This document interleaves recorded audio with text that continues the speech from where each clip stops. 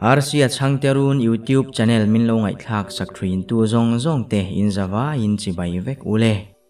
Hey kan channel hian 500k subscriber sanei ve trep to a. Thanem min lo ngai puile deu ula giveaway te po kan nei thei trep to e. Chuan zanina thon thungai nom deu in ngai thale don te ang. Aziak tu hi mami chong thu ani e. Ente so dancers mi ta kan mu kha ni lom ni. Kathian nu mim te chuan mitla do na lo ti in na thlir ngoi engoi. Kawa hoi phei ve a alo ni chiang mai. Achiat lo zia le zan ni lai mai kamang lama ka mu thu chu hril po ka tum chuang lo. A mela tra in na piana in phut moi tok ma. Ngô puak ni si lovina hang lova. Anui zong amit ahantizim san thrin te chu en man hla ani top. High school kan kalai tang to in lam hi kan tui ma kan thian ho po veng ayo ten kan chuak ve fo mai.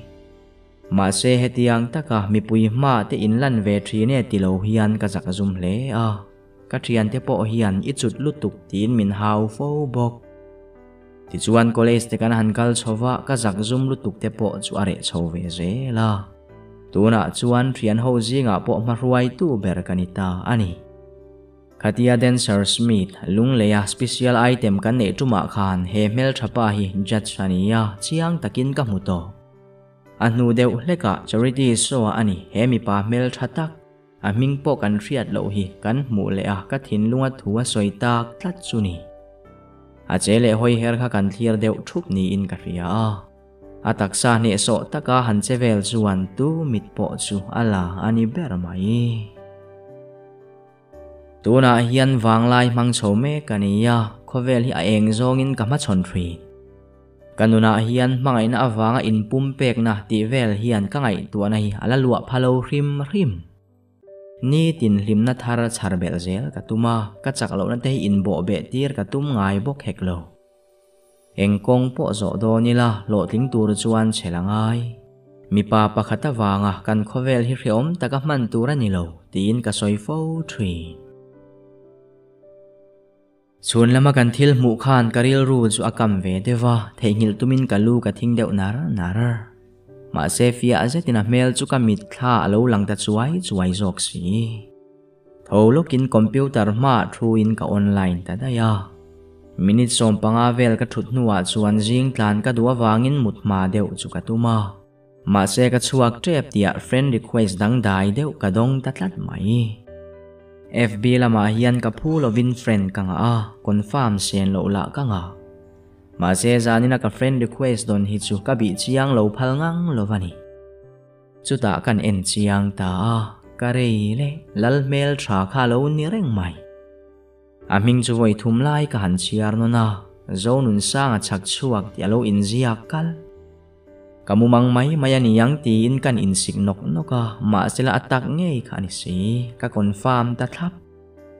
Mutamai lo chuan awala lu din kan check wal chiam le peka athalak po ka entam man viau mai. Ka thianu mi te po ka computer ma athule de uwang to a. Abial pa kan crew mi tho David anena anin ti thiam lo wangin keima min ron an khum le avak to. Ma se hei chu adan pa ngai vere ngani. Aang loya. Ente kan mel thatia khan friend request min lo thona sin kati deu thut. Athin rim na de chu vombo ang duak ni in ka ria kabula ron thu sok. Mate tak takem. Oi awan nuam chiang tak benge ngero. Aron phul le hlut to. Kanuya za ang ring viava a profile chu check velin a then reng ringot. Abial pa niyan in how ti po akhele to top lovania. Zara chuan ti tur nei chuang lovin ka online na dar kuwa vela chat li saron ring ve ta wat mai. Chu ringot po chu nuam ka wahan ti tak. Mut katuma ka mut ma chuan status ho deuh takikan update le ram. Zonun sanga chuan lo like ngalin ka hlim lutuk chu ka zuang lo chawani. Hetiang tak hian mi pa pakhat laka ka luan liam ka lo in ring ngai mi alo. Ma sila atheng tlat si. Kakazin papuyan movie ka download sak nual che lo lam ro ati awangin ka pheya. Kava thlen chuan ama chopin lo om lo ti an thoma tangin ka khemai. Kava po pe lem lo wangin sitting room thu thlenga mupa in TV ka ena. Ma sila an rei tak phiana wang le tlai lama ti tur ka ne wangin room ka valut vele. Kil khata zo nun sang alo thureng chu kava mudeu thut. Ani chuan chiang takin min ron mela. Ka mel in thak dang lam chu amu man lo ram ka be se. Kakazin papuya hi mizei takani lo ba ka hanti bor bor chia ni lo boka. Tu tenge thian te chu min mel ria tir po atum lem lo ni in ka ria. Ti chuan ka thil ti tur chu thun mol molin tu min riat pui si lovin ke la chu ka khur der. Nakin dewa chuan papuya bul chia thu mi pa chuan min ron ena chu ta papuya a en le. Ani hi mi kazin chu aron ti chuan papuya chuan ngai sam zetin. O ani kha alo ti ve mai. Ma sila har chuak ve te po ni ma na athian te mel kwal pa in. Ani hi ka kazin zual te ani hi ti in abula thu chu ako ka. Hei hi mai kalani ya tuk ver ngenga thu soma thana. Chuan tin lal mel tra chu an ko ka. Ani ve thung hi chu zo nunani a han ti le no. Min si bai vei lua ma zo nunana ka kuta hum chia chu thok po ka thongam me ulovani. Heng tin nge papuya tenena an lo in kom ngot dan ka khelo. Hole vat tumakal ka an ho hun ka ngak ta zo ka a chan po papuya nena trangin enge mo riat ka du tlat. Anu rei fe a chuan an ni ho po chu an ho ve ta a papuya nena chuan a thian te chu ka riat ngai lo thu ka han soi chuan. Sikima ka omlai ka thian te an ni kha. Zo nuna tak phei kha chu ka roommate ania kanin kom na sabik le zual. Ma se lam lama tui ta lutuka tuna chuan kanin kom lutuk to lo aron ti ya. Soizom le zel sela ka du viau lain adu tok le ta dai. Han zo vak don la in karil ruar het hiamang ti ka lau boxi ya du khop lo tak chungin ka ho ve le ta ani. Zara chuan rin lo le be se lo takin min ron inbox te miala kat hin phu chu awahan rang tak. Papuya unaw nu aron ti ya. Ha papuya thian pa enge tin ka lo chang len ve vat. Ka rian na che re to. Heng tin mo. Min lo he tak tak em moni don ni ka ti ril ru ka lai. Lung le a khan ka mu che. Kei point ka mu che. Are ta daya kanin biak na toy te chu ka chiar non ringot ka lim veng the. Kanin biak atangin kar khataliam le to a in biak zom na engma kan nei lo. Are zui mak. Akha to kina wala ka lut le ngot zela alut vak ngai lo ani karing han mu thar tura wang kho. Zan khatero chu papuyan kan ron leng koi dona tia wangin mulovin ka lo nga ka. An ron thlen chuan zo nuna nenan lo niya ka va han zak ru reu tak. Le lama ka lo mril ru via va ma se ka hlim rei vak lo. Papuya chuan. Hey, thian pa zo nuna cha si kan rima a chung ti an lo om veka kan om rei pe lo vani hi aron tia aru kin kana veng. Eng mo soin kan ti lua ma mani tuina zong kan soi chuan papuya chuan soi tur he ve heksu. Alo ning le man hle to ti ka mu chu kan wea jak her mai. Avoi khatnan mi pa du em kaneya ma se bial nu alo la nei zui. Tuna chuan ka ngai ven zui to turan ni lowang ti in ke ma chu ka in fui mol mai. Chu tiang ani ta ka chuan karil ruwa thi chi alo ma sela ama ang chuan ka ve to lova kani tin hun po pa nga in ka mang ve sel. Ka chung ten zir chun zom le turamin tia wangin admission ti turin ka chuaka ka va thlen chuan mi po an lo tam viau to. Pon thingkung bula thutna an siama chuan thu in min ko tu omaga riata wangin ka han hoi kuala. Ama zo nuna bok khalo ni in alo nui var. A mel hi chu atha thlo tani. Kabula aron kal pheita. Engei tia. I hei admission ti ka tuma nang zo. Nia keipo heta zom ka tuma papuya hi chukle tumem. Atum thu te ka hila. Ilo om lau chu alom om le mai. Thian ka nei si lova ka lo hupur lutuka aron ti deu odua. dik tak chuan thianang mai maya en chu ka hupur tak azet ma se ka tilang chuang lem lo ka phone number te la ina number min pe boka ma se hlim om tak ka ni line ka hlim mi a si lovani kata chau ni se ka dua ma se midanga nei ti chiang takin ka hetlat si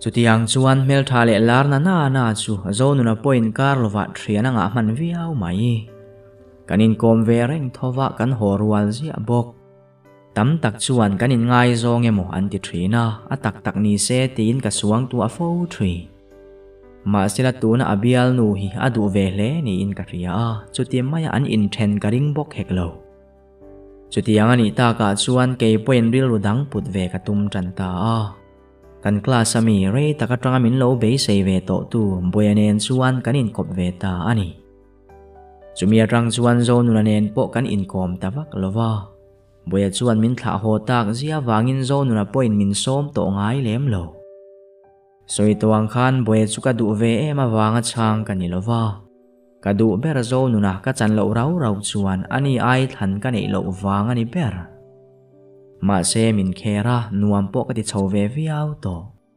achang chuan zo nu na hian min lo thlir ve le vung zela ama ka mu phei hi chuan kalve mai hi ka du thri ma se thil ni thei ni chia in ka hebok si lova ka mel ve le awang zel ni khat chu boya anuam sam lova class kal pe lo wangin ke ma in ka kala country na ka thute uran jing cho ka e lo wang in no jing cho ka e lo wangin in no puar ka tuma an ron ri deu hu zo nu na po atrian te ne na ron inzui lu dam damin ka pia chuan an thua ka thil e lai chu ka e mol lo thut vei phalem zo nu na chu ka bula lo ding le reng to lo thu ro soi tur helovin kan ngoi renga anu dewa voin chu achang tu pa local lovem ni a local lovani hi ka chang deu muka achan po ka hello ani suan voin chu ka bulai om thei ti na ni mai lo aron ti le mia poi ka ti lo wangin kan in zui le tange tlaya po kan in thleng min thla le thlap abula chuan nuam ka tin ka wa han hlim tak zana la ni sela message min ron thona voin ang reng khani se ka wa han ti tak ti hi alo ni ka chiar non le a kaman thiam chi alo a om zia ka zota ifia thiam huna chuan afi aviau loi siang ti chawin min lo chang le zot zui to lovin ril ruai ero a om ve renga ka bial pa boya po ka he chang lo lek mai ka thianu mim te birthday ani awangin present le turin boyanen kan suaka kan duang kan mu mai lo wangin MC a kan lut le kan duang ta kan le nuwa chuan chuakin dorata kan chuak chi atia zo nu na le abial nu kan muwa an hlim mel kher mai karin lo le be sei lo davin boyanen chuan an lo in ria chu ni in anin bedeu hlut kan kal chan te po zo nu na chuan min zo tin kan kal le ta ka zoi ngal vek ni in ka ria boyela ka po aruk tak chuan in thlakun om ka ti midang du nei reng chunga hetia om hi re om ka ti tak azet ma che karil ru min lak pen sakve ber tu kha ani ve miau si zo nu na bial nu kha eng tin nge in ria ta zo ka tum lo zet na ka zot le ta tho school kan kal tlang char lo marini hi chu zo nu na hian du na rei ve to high school kan kal lai tang khana bem ve ngat ngata hayara tang chi an ni khai le ka be sei non to lova kum nga zet lo in kop to chu tu ma hian an po then thei ka ring lo zara mim te birthday party po chu nuam taka man ka tum luya boya chu ka thei to padu ka tum bur mayani ni e ahar sa ni mai theye ma se midang ngai tu alo na atan chawa ani hi man ka du bi ka lovani ti chuan first semester exam zovin kar khatvel chol kan neya dancing competition a tel tum ka thian te chu an zirna ka kal ve thi tel chu chak viau maila school chol angai dona wangin ril udam zan lovin ka tel ve talo khani ani zo nunanen po aming mai chowin kanin betoa in biak lo hi katan suan athazok ni in ka ria ani class kan hantan le nuwa chuan a mel ka mulova ma sela atuk po kala mulo fowa wangin adam lovani karing taber ka call ta nge alak thailo wangin message kan hu chia ta anu dewa min ron phone let vele inti siak na endik tu turin an ron soma kolesi pa local dai hi alo ni class kal ngai poi mo tura ka hanti chuan katui na ber indal tir nan chuan ka zirlai hi aro pui vaklo aron tia kalo hau rep in poru ang reng tak chunga in bia in thil min lo hon ro ka tia ani point min hon nge tura intiam chungin kan in mang tha ta ani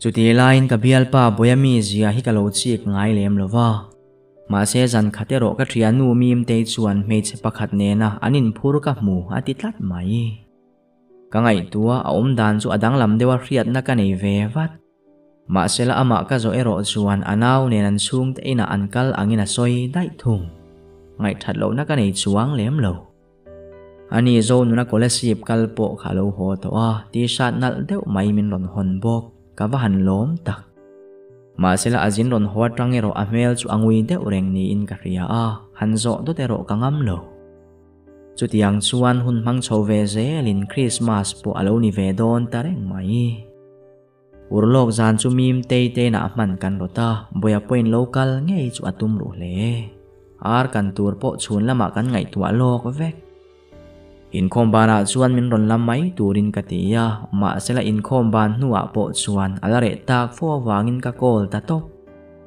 ala theilova anu dewa min ron phone let le zanin chu ka tum nial na ka chuak theilovani min hret hiam la kum hlui tha zana chuan chuak nge yang aron ti ma se poi ka ti vak lova trian hawa mana tu mit mei ma ven ngai lo hi nuam ka ti zo ma wangani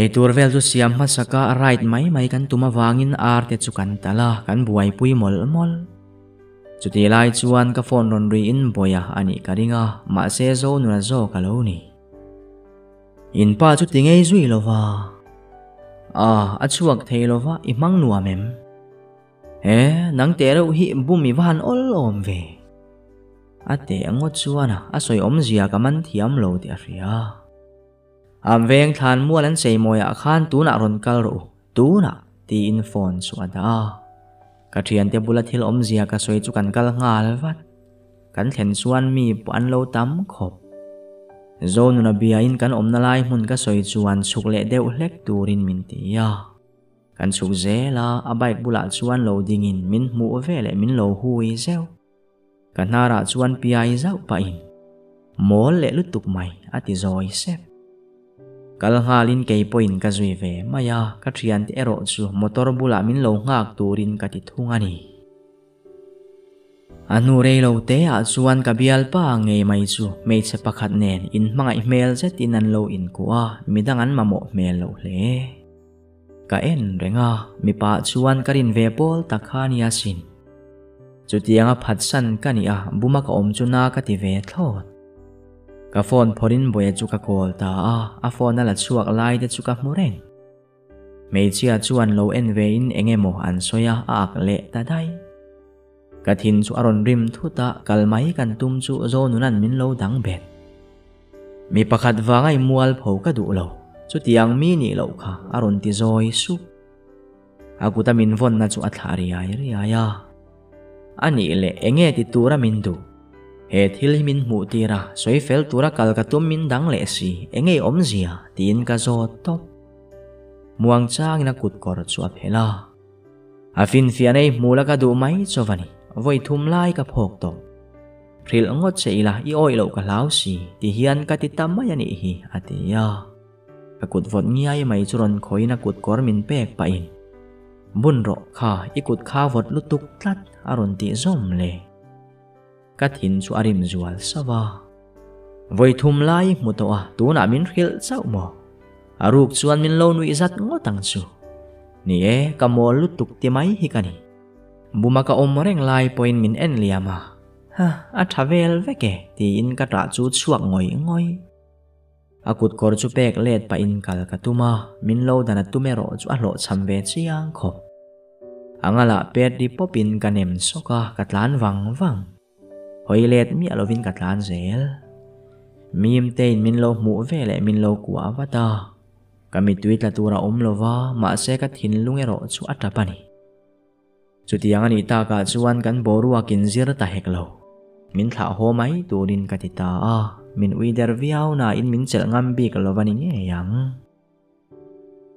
in ka thlen vele ka ruma tlan lutin ka trap ta bora ani na taka chuan boya min phat san na chu ka tra pui haulo mangai na anti fawa hian kala zuang lut lova dula ka du bok heklo ma se zo nuna wangin ka mitwet la mek si katia min nui zat mel taka min en kha tuar har ka ti ani per mai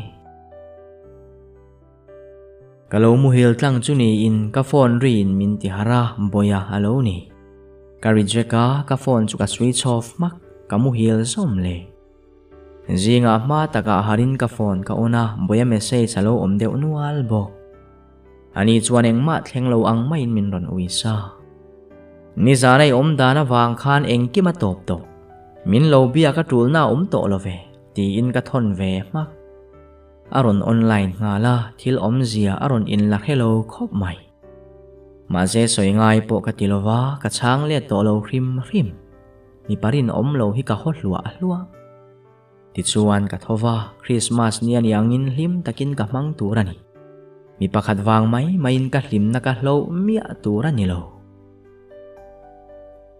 zana chuan in khom tumin ka in siama papuyan min ron bia an ron kal thule lo om turin min ron ti in khom chu ka lo tum to awangin ka kal ta thova bana ka hongal nal ka va thlen chuan papuya le zo nuna chu han lo thu reng to ka in thak fel nuwa chuan ka po phei ve ta ma se papuya chuan ka computer ami thil la lak du thu so in ka room lama kal dai tin khatia urlok zan ba kha zo nuna nen hian kan la in bele mi alova soi tur chu wang ve takani ato pa ama aron rong chuak ma satange nge zualte man zan kha ka ti pal tak na set aron ti ya o eng ma ngai dam dil na chan tura om hlei ne min ril har kha ka thin rim chan ber zo kani ka ti ya eng lovani ka rial sual maya ni yang ti ka hlau lutuk wang ani ya poi ka ti khop mai ho lutuk in thiam lo du su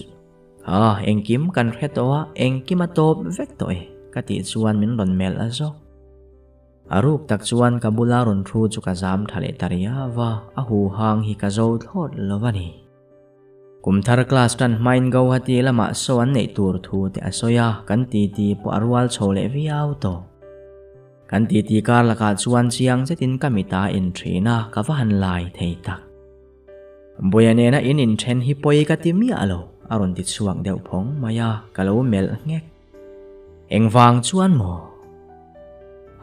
zualte ka du che ani mak ka va han ti tak ka va mela ani la alo thu tak riau boxi i ho e mai fiam thuna chi po ni lo hi boy soidana po khan abial nu nen khan anin zui nget ve tlat bial nu chelo zet nei chung khan mo kan ti ve nga ta chuta ka kuchula ina hum wang marini mo Christmas ma khan kanin then dai midang du zo kaneya chuan ke po in aron tile ilung len wang mai mai ani don chu keima hi engwangin momin du ngot i mo ani na taka chuan lung le ka muatrang dai to che khan ani kangoi renga kathian pa puya ka zinilo ni le zel te kha nuam ka tiasin aron ti zom le abial nuin keima ang bokin mi padang alo si ke puya wanga in then ani thu de chu asoi kai ta se la marini su kanin kop thei tak lo ka doa ka tuar ram zela wanga in kop rei kan ni zo tin hetianga ompoi ka lom zok ma anin then thin ma ila kan loin kop rei ve to min ron tra khum hi chuan ke point ka lo ngai dam vele mai ze ma se tu na chuan eng ki ma top vek to ati chara ka tho chu aveng deu hok mai ma se ka ril ru hi ria tir ngal chu ka du bik lo hetiang zong hian kan omang ti kala ngai tu angai mi alovasin katia ka rialom idu hun min chang ro kalo nga ka ringang che ma se ka zin kalo hole huna ero khremanila ka du khop mai ati ta ka chuan rem ka ti ya kan boruak ri tak po chu azia vele ta deu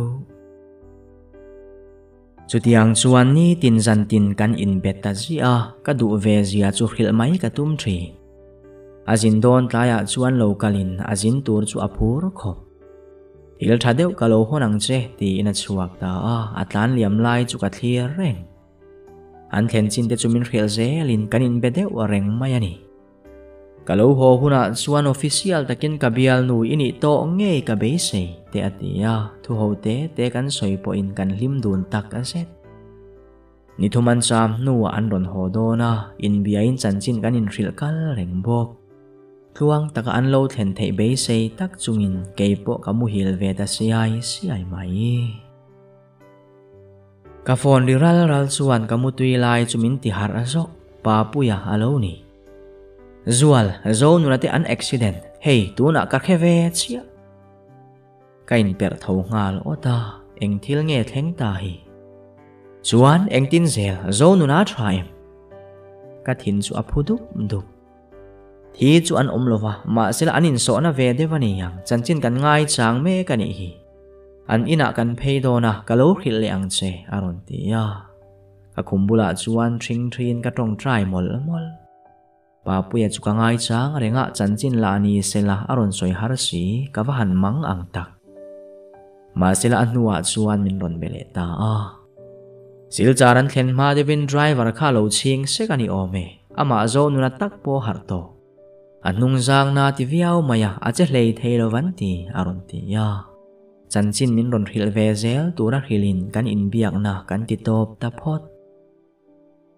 zo nunate an chet suala tangin thakhat aliam to khatianga an che sual kha mizoram lamaron ho pui lovin go hatia an phurlet le alo serious le hi alo ni a spinal cord a so nge ni in an thria kal pu alakal theilo ti chu a chanchin thar ber aniri kangai tu ema a phone thei box si lo arala tang phei chuan threom ka van ti tak hetiang tur ti riaila akal ma nge khan ka du zia ka hil nge yang an kala tanga thakhat le kar khatna chi an ron thlok ho don ti ka ria mu ka chak rualin ka van hu phur tak an lo thlen ve le pa puya nen kan kal ngala ma selakan mu chia chu ka van in sum zo lo teu tak alo chairman ema amu hil ba mai boxi amai hliam po athen su aladam fello ti ariat viau bok chutiang takana alo om chu mu re om katia kan om lai a har lo wangin kan ho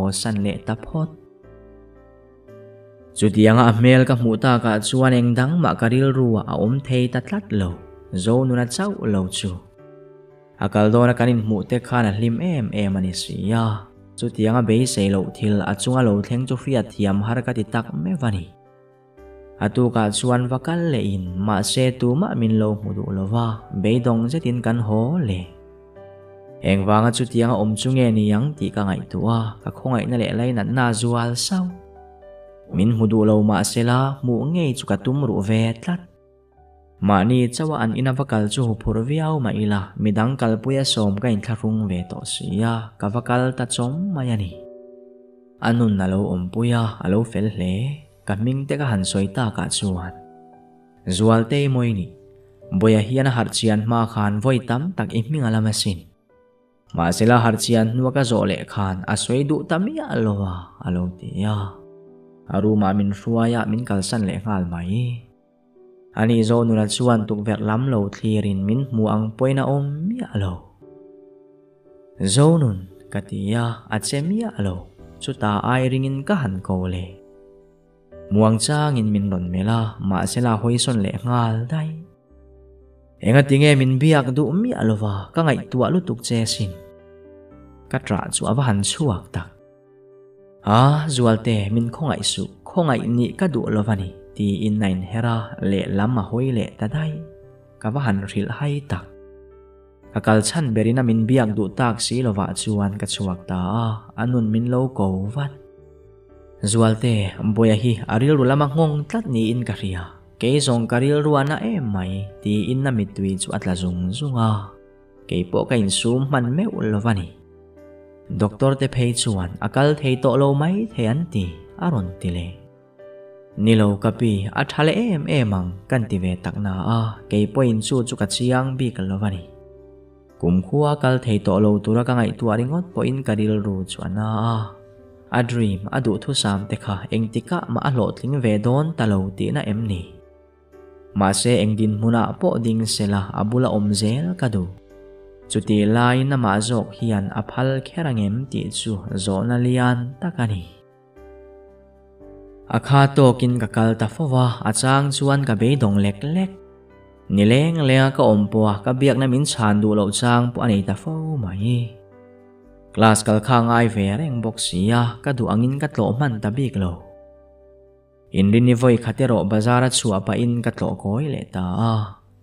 Anin chunga nilum lo a in ka hankal po chu re om me la pu chuang mi alo. Wheelchair ring nun mang lai mek chu ka thi renga ka mitui ka dang zo mol lovani. Zo nun tin rồi te in ka kova min lon mel a zo. Min chang to don love mo ka ti nuwa. Zual te ka kalle thei hi ringem aron ti ya. Tu pa ngai tak aron soi chua wang hrim po chuan ka van lom tak. Zo nun pathian zara ikalle thei em. Ni e ka soi mai lova at hen nge be sei chungin ani ka soi jok ni. Ani chu atho hala. Ka suang tua thin te kha atheng zo lovang ti ka lavani. Ka tuin na berpo ka zo thei ze la ngem ma riat si lo. Be dong se ta ron ti chu ka van kho ngai tak. Zo nun i be dong mai tura ni lo. Thata kini perform le thei vat do na ni. Iril ru khati pau khau tat la kan ti ve ya. Chu tiang thata ka kanin biak thei wang ringot po chuan ka lom tak ka zet. E zual te ka zin ma ka thu soi zong te kha chu thei ngil vek ro. Ka lau ang nge yani. Zo nun ka du che asin. Ilo ho hun po ka ngak lel em ka hil chak wang se in. Chu wangin he tiangai oma wang hian ka ril ru ka thak pha mi alovania ka ti ve tatlat. Ma se ke chuan kha ril ru kha ka pu ve to lo. Chu wangin nang poin ril ru dang pu jok ro. Chu atra kan pani tan. Bung deuh makinaron ti ya. Enge that na chu han soi te. Ka ril ru chu anangoi ngoya min chang to lo. Ka en renga enge ngai tu ati amela chuan ka he thei lovani. Amit meng kha ka chiar thiam mol lo. Ka thin lung hian zui tlat du ma sela min mamo mi alo tu bula hun man reng thei ni bi khek lo le. Ala ka thu nei turin ka ngai zong ani lova chu mol chuan har san na min siam sak. Engwanga min du thu min thrit la ya karil ru khalo soi lo nge ka ni ti chu ni tin kain zot fo three. Ni kha chu kan class hovin vakanila ti in nan rela. Kan vat hen chuan nu alo oma room lama kalmai tura min ti awangin kanin zui lut dam. Zo nuna alo mua abula chuan marini lo omin a kevel chu alo me sak. Chumi kan muchia chu ka thin lung hi viang mayani. Ka thian te chuan an fiam deuh nak le nga la re om ka ti zia tu ma in min riat pui si lo. Kamual pho mai ka lo wangin ka chuak taringota bathroom lampanin ka trap top. Mak ka intia mangai na hi ka lo khet hiam ngai lo. Ani chuan hei hi mangai na an ti chu ani mai lo mo. Hetiang tak hian tu la ka ma ka thin lung hi ka pe ka ring ngai lo wani. Karin lo karin mangai kaneya engtika ma ka ta ni ngai lo tur la ka thin lung ka lo hlan fel der to ti ka ria. Baru matanga ka chuan nuwa chuan zo nuna nu chuan min lo chi khle ti ka ria. Min lo kovin na bula chuan ka thu ve ngal mai bok. Papuya ka zin ka ni thu kan soi chuan alo hle a. Kum thum chung ngot college khatakal in roommate khan lo ni bok ne. An pani chan chin mi zat thak tak te chu asoi kai ze la. Rin ai takin kan limpia ne. In ka thleng le chu ka be hi adong ngoi. Marini zong alo mangai e mani hi ti ril ru ka pu ve ta. Tuna chuan kong thara ka zo ve to anga min mangai tak tu zong kala tong ve ma na le. Notice dance competition silong anay itura telve nge itumin keni po kanin buat sa inasale.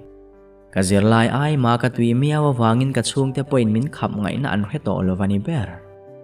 National dance competition at telhi kadri maniya. Telve te itlukatsak le du kanay ngay lo. Kamu mga avoy tam tak kamang toa chuan katsak na tizual tri. Karil ruwa zo nuna lo langin kan tui zo ngayon ang ema. Eng tika emotsuan he kan du tu sami ala lo tling ngeyang kan titrin ka ani. Kain ring man lova kami tuya bozoy ezoy. Wheelchair ako vela mga voy engzat nge abia nga amit tui zu aluan veyang. Mga idang nema sila kay chuan ani hikalathang tlata. Eng va nga mi padang thang lova min mga ivelo tu hitang lui tat nge mo kani ini kay po kain retiam to lo. Triyan te po fui tu berkah mi pakatawangin karil ruana me kanisi. Nikhatsu zo nunanu nutluangin enzar kota kanin muwa minlaw kovat. Maniakal kanibok nen skuti suan thain an kota suan at suka. Kalengal may kantumsu min somlu itak tatawangin kazuilut vele tangenge. Langval pakatian TV law enin nutluangin suan. Anihi zo nuna uchi mamuan anihi. Zuan boya anihi zual te anihi ti in min in mel riatira. Low in retang to ang main min ron beve ngalbor abor. Doktor nin share chip a oma ma sila naw het yang ani taka zuan transfer dilin aron omto don hi aloni. Zo nuna chanchin te chukan soy suya. Room lama tom ngot ngota le khabut siar ki aching tharve de ungeni. Voina po kalay tharka at siyara amuhil tani in kariya rontiin. Iming hitsukan lo heday to.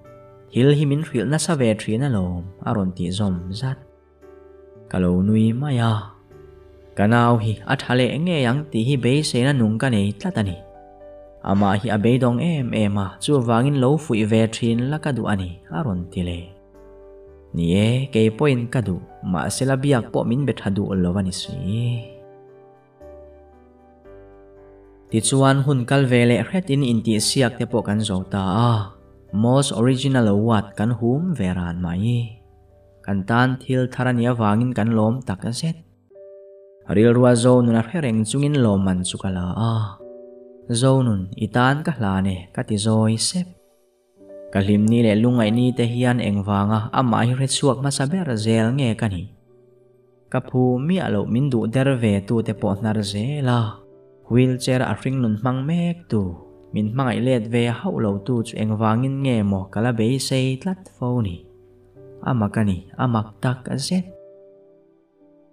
kan homania chuan watch leka kan lenga kan lim ve kher mai kathian tenan longan chuan lai chuan an thla te kalo lak saka mi rang thla po ka met kwal nual bok Tian wal khat hian an kamera min pek pa chuan an thla min lak tir vele an kal le mai pakhatero chu toy muang hretin kabula ron din pa chuan hai zo muana kania aron ti chu ka phusok zo nuna minga van ang te ve ti chu karil rualo lang masaber kaming te chu kan soi ve kangai sak lo viau na in akalson mai du big lo wangin kan thu vele heta ve tho hi ni em chiang zetin kamela amel chu alo thapian mai ka lo thu le ka kalchan te chu kan rila ani le nang le khai zirem ni ne huwa MSc ka zirle me kani hi atong kam le che zia chu mi padang anglo takin kamil zong takani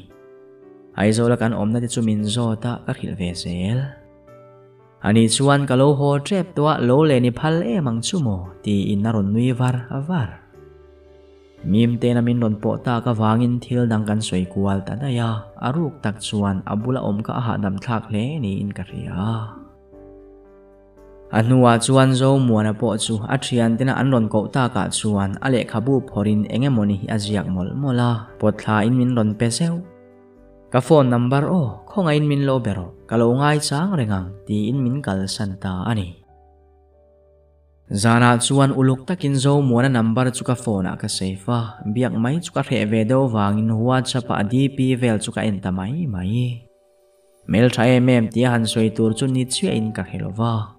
Aliana ango lo na ina fresh em thung. Khatiang abulare lo te ka khan thamuang hle in kain rebok. Dar kwa vela chuan huwa chapa message ka thon ta nge. Hey, ka number ve thung o zual te I. Ka thin chu aphudup dupa min la reply mi alo le ngal. Dar somvel po min la reply lo wangin za thla ka tia eng wang wa bia ngot nge mo kan ni. Kan in hau le ri. Mase mutuma kain buat sa ilay chuan ka phone chu aron bitaral rala. Kain buala so kan ele ngal na ya tuna ka muchia. Kalom lutuk. Min lo bedu lo wang ti ka hlaw via vania aron tia. Dar som pani pel arak theng kan in bia. Mase ka muhil chuan mumang kalo ne ya. Zo nuna nen kham sang de wa lo lonin lon le zel kan tumlai tak chuan ka thil ra chu apela ka tlalek lek. Zo nuna chuan min kai ze la mun him karap chi ati in ama zok chu atlale ta kalo aw vak. Mase ka trian nu mim te na min lon soi tak dot ta chuan ka har zoka ka thu chuak lol. Kamu mga wang khan kalo aw chuak chu ni in ka thlan te chuan min bual hu duk mai. Mim te chu muturin ka tia ke chu kain bual zui ta thung. Mut le ka tum meu chuan jing dar thum lo ni in karil ruwa zo nuna aom renga. Ani hi athalo zualem ni yang ti te ka ngai tu aneu kamu hil thei ta reng lo. Ti chuan zo muananen po kanin beve ta renga a fel na chuan min ni ani ber. Ko khana in mang tak ka ni lem lova ke tri pi in khomero ka thul zen lo thung. Zo muana ero aphak ang to ka in mang hle ti ka ria. Zan khat chu kanu le pa te then ommo nei tura an lenga keima chawin in ka nga ka ni. Kan doorbell ron rik chuan peilo zetin ka wa honga zo muana lo ding reng ka mu chuan makka ti hle. Lu tura som na chang po ka hello. Surprise aron ti ta ka chuan ka har azok. Ti khan kanin bereng khania. Mase engma aron ho tur chung changa soilo wangin ka hello rim. Sananal deuh mai min ron hona ka du zong takani. Aho nuwa in na thlen le nuwa po aron in report le thlapa in ngai zon na chung chang hi kan la soi mi alo. Zani nero athu soyadang ve tatlat. Zo nuna chung chang te ka hril ve vek to awangin a chan chin te chumin zo ta. Ka tlo to ngai lo ka hriat to lo thu te ka soi chuan. Zualte zo nuna chu tunge ti hello ma ila inuna apoi mo via vin karing. Mase chu tiang chu inin karani ta ka chuan lo nga zel chu itumem atia chan vak ngai na po ka hello. Dik tak chuan zo mo na hi ka ngai na ve tak zet ti chu ka in ria. Mase thin lung taka ka mangai masak ber zo nuna ero ka thei ngil tak thei lovani. Ngai zong dang nei ringot po ni ila karil wala in pe zan lo chuan aril ru tinat ka hlawani. Chuwang chuan zo muana po hi ajazia le tong kam te ka haider lui ve ngar khani ya. Mase haider thei lo chin kha lo om ve si. Kar to pa lo leng le ta a zo na ngai bok min zot le. Zo muan ka ngai nat ve zia chu I hria ang. Mase tu na mai chuan kala in ring tok lovani katita top. Ani point min phethiam khop. Ani chuan in pe zan hun chu kalo nga kang. Itrian ni ringot po hi kalom tok ema mase ka mangai cheti hi min hriat sak lakadu. Midang du lor chi ni lo ti po ka hechiang chia chu wangin kalo nga ringang che aron ti ta ka chuan ke po ka bungat ngat mai. Kakazin pa puya po exam chol mangin naron hoa anung chang po aron thak ve hle. Ama ngoi chua thin kha atong du ve ta hle kan in lama aron leng de ureng bok. Zo nuna nena kan in kar chu arhetsi alo boka kalom ru via vani. Ni khataron leng ero chuan zo nuna athat vak lo thu le. Thama salama ain so na wanga ni anring aron ti chuan ka zin laya kamu mang kha ka het chuak thut. Pui eng tia in so na mo. Thama satir lama khan achera trangin ache sual dewa. Damdoi na kar khat vel la ya omalom aron ti tamai. Kamu mang lama ka mu lai vel khati ka ria makka ti tak zet. kan ve po kan du viau na in kain thlakung deuh si ka unaw pa bula hian karil ru te han phor ve vekila chuan ka thol hokin ka in ring ma se mual pho thla kha ka ti bok si ani chutiang awang chuan ril runuam lo zetin ka kan talovani kha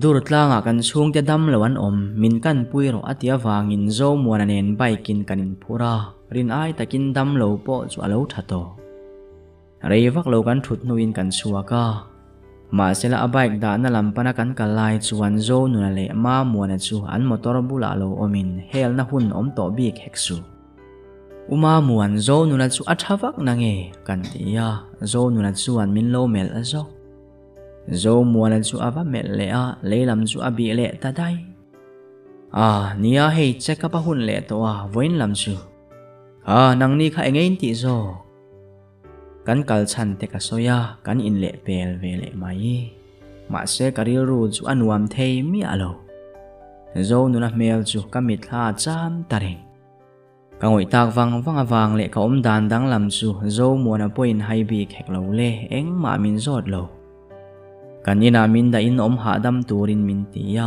ani po a ho ve le ngal mai in thiar filim hun hi a heriau zel khatia durtla kanin mu atanga kar khatna a chia ma muan anen chan maria kanin muwa zo muana chanchin te ka zot luam bok athave zele thathara phaya kan kal le ang zualte lo leng pheite kanui na ngai viau chenia atia kain thiam chi alo wangin kaleng ve tange nge nutluangin amin lo mu chu alom hle eng wanga min ngai na ve em nge ti po ka hello zo nu na po lo omin tv alo ena kakal chu he omang poina om mi alo zo nun it hazelem min en chuang mi alovin ka thave zele han biak zui zel dan tur ka resi lova ngoi rengin tv chu kan en taringot chuti lai chuan nutluangi chu ei tur ne na ron pheya ati ti bor enge ka ti thin te min zo tin ka soya ka zo hre thei em zo nu na pa chanchin chu ka zo tange nge nutluang ti dai la zo nu na pa hi khoya nge kala mumi alova zo chei ka in thakung deuh thri ma se soin nuam lovani chuan soi po ngai ka ti chuang mi alovania ka ti ta boya pa hian min dam rei pui lo hle boya thanga ni hian khosik pui na thita ani boya te u naw hi ka re thei pui ve via wasin ma muana la kha kum ngami chawala ni sia e zon na mu mal kan nei bok si lo boya po chung hian cho me te ka zuar kwa lopa ma muana hi chu school kan kaltir ve to school uniform te athar po kan nei zo lo fo mai thing pui in pa chuan ati boya pa khan benga poisa tle ma zo nga lo da ti annuwa dai kan hre chuaka ti chuan chu mi mang chuan dor te reu te kan siam ve ma se mi pa ve khan ni si han buai thak chang atam viau thin mai ma se pathian in mal min so min kan dor po alian ve tel tela mi te ang pui ni lo ma sela tuan din mun ni kan thleng ta ani aron ti chara chutianga pasal dang nei lo afa te tul pui thak chu ka ngai sang tak an set ka hodon ta ka chuan pon thleng min thain zualte i man chang in local thin ro i local hi chuan zo nu na po alim ve viau thin ania atia ka ho san le ta phot zo nu na chuan ka kal hi nuam lo ti tak em moni don chu ti ka ngai tua ma se tong kam thamin thana ka ngai le ta jok phote ho tak anung ve thin kha ko khan le khotlanga ka in mang chho ve ta le zo muana wanga ni pakhat min kai ruai ne em abula oma ha dam thak zia ka hria da tang hian mi piang thar dik tak te chu annu na lang chuak thin ti ka he thiam ve ta chia chuan ke po na sa takin min ne anun dan chu ka ot ve ta hial rengani in nga ti reng su ni thei bi kin ka helova zan khat thabial zana ron lengin kan kota chuan thuin kan zai mai i zo muan ka du cheni in ka ria ka ti deuh thut in ka ria ti chu enge om zia ka du che ti na ni yang agitar chu leya ada min don pom pa in kalom tak set aron ti Ma sila ani na taka chuan kei hilom zok tur kani. Hetiang takamin du ve tu katong hi. Hun lim om takamang chow ve tan do don ni in karia. Kan hun to na piang hi paltlang zel alo ngai hi alo ni. Zo mua na poy na zir na hun lam mapan na hun le to a. Bazara ama mo ve le turat suakin kan kalkual fe nuwa kanin le fel. Chuta kan ho tur chumari ni le mi pa pakhat bai karon in phur ka muwa karil rualo na sok. Zo nuna thu soi te kha ngai tu ale ta. Midanga kopsana ato pa ngai damadil le trin ti te kha. Tuna po abial pa kal theilovin ina omme ka midanga lo ngai zong kwal le nge ni in karia kat hin na vahan rim tak. Zo nuna hian a mangai ve tak zet ni in ka hetla ta. Hetianga umpo hi ria sela aril ruana via vin karingani. Ka kordu alo thlen thara wangin bazara ka thian nu dor ka pan wang. Mase ka thlen ma devin marini chu zo muana nen kan suwa dun tuma mi pa bok nen khan ka mule ta. Kain su man lova ka vakwai dak sok ka kai dor. Abial pa chuan min lo dana tum na a. Ta khan min lo ngak ro mei che buai na lo in rol su ka ti mak mai. Mi om lo na mun kan thlen suan kan ding ta a. Eng wangin nge hetiang hi zo nuna chungai ti ka ti khol mai. Ani chu anui suka min vahan run tak. Ibuai pui viau chuan khatia leng mai lo khan va om ta che ati a vahan zam lo tak. Amaya ka beng sok ka in thunun man lo vani. Aril ru ti na saksu ti pain kal katuma. Hetiang a thlir liam top chung hian ka du che te lo ti ve mo aron ti ya ka ding chot ka hoilet vat. Zualte theini silang chuan mo ni tinakianga hun mana abula om hi ka cha kasin. Ma se ke ni lovin nang hi amangai tlat si che a. Ami tui chu afara zoi e zoi angai na ka vahan hello tak. Ti chuan ka pan nai le ta. Marin eng thu ngei soi isoi om zia kha ka hedu. Zo na hlirin ka khata ami tui ruk pa in. A ka kaldon ka soi lo top turani ka soi ni. Aku ta chuan ka vuan beta ka thing thirop. Marin khongai takin ka nge na che ka timol mol mai. Ato pa chuan min kai thovin lungrema kan thua mun hatak thlir chungin. Zo nuna hian a mangai em che a mi pale. Zo nuna hian a mangai tak zet che. Mi paler takanilova keilo hi chu ngai zong po nei lo. Voitam takaril ru katina to a ma se ngai dam gadila min lo ngai dam le mai thri. Christmas dona khan kanin then le a ta chuan mangai ani thu te. Thin lung taka a mei che mangai om chuna ni thu te min thril nge bok. Kan pani hi chuan in kop tur chi kan ni lo ti ka heto a ke point kalom pui khop mai. Ti chuan chu mei chia a mangai em chu nang ma hi ini. Kamel soka. Khatianga accident to ta ka khan itan tling zovin nain heto lova ni tin mitui nen hun na mang thina sin. Idu thui ril nia te khan min ron bia alom em. Ma sila phurit mai ni adu lo wangin khatiang khan alo ti che ani kha. In class hovin in ron kan nia min ron mu po khan a riat vele min ron phona ka valeng phe ani kha. I thei ngila a mai huat theina. Zualte irin phak bakin zo nuna hian a mangayang che. Khamini durtlanga mi pa pakhat nena in kala inin mu niya te khana tapasin. Kamit tui chu atla zoi e zoi. Ilen te hian mo alim em trin. Chuan nang hi a mangay tak a zet che ani. Kan pani chuan kan mit tui atla zoi e zoya kathil ti tumpo ka het sang to lo. Katlana chak takin katlan zela zo nuna mu vat na vat suka du ani. Ti chuan ka vatleng ta a pon alo thume. Nutluang zo nuna omem. Ka mel por fap chumak ti mel takin min lo en. Zualte i tha em. Min ngai tu a mel takin aron ti ya ka in sum man to lo ka tap chuak taringot. In chunga min lu puin kalung cha zual puya re nuwa. Nutluang eng kimi riatiro katita top. Ani chu apungat ngata. Ni zualte boyan eng ma soe phal si lovatin ni. Mari ni soi darang deuh chia chuan nut luang I poina soi ve le ta in ku in kan trap dun lop mai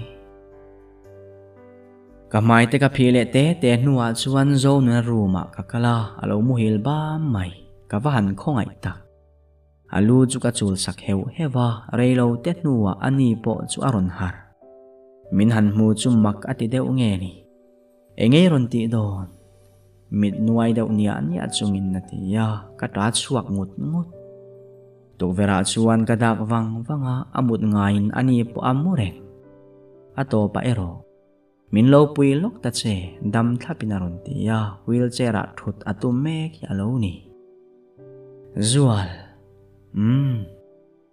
min en wanga ibial pa kha fel mel khop mai kalom pui lutuk chevania o chu thua soi zo chia chu ka vakwa thopa ka in sum thei to lo eng wangin nge re om min tuar ti reng iwan sual ve katia ka tra khum karilui ti nat zia hi ria em ti in kamit tui chu ka hule enge moi riat le nula ve uai to si tra bel lutuk aron ti zoi sap zonun engkim ka khefek to kan ngoi dun wang nuwa marini ni mo hil che hei ngil vek ro aron tia nilo zonun ka mangai che engdin muna po ding la ka mangai arengang che ani po ain sum zo talova amit tuiron tla zoin ka kwa bet tlat mimol nu min kalsan hi itanat hazo ai nilo zonun chu tiang soi mi asu